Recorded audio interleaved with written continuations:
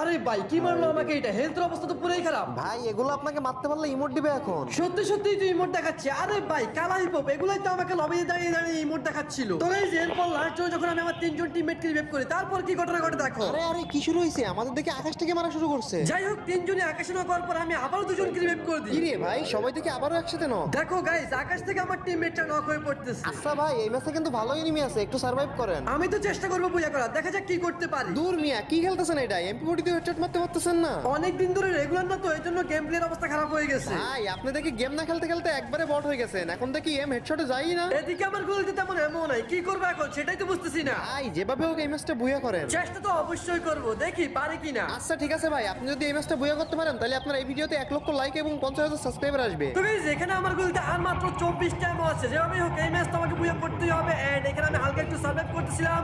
ও ভাই সাহেব enemy knock জোনে এন্ড ফাইনালি বুয়া।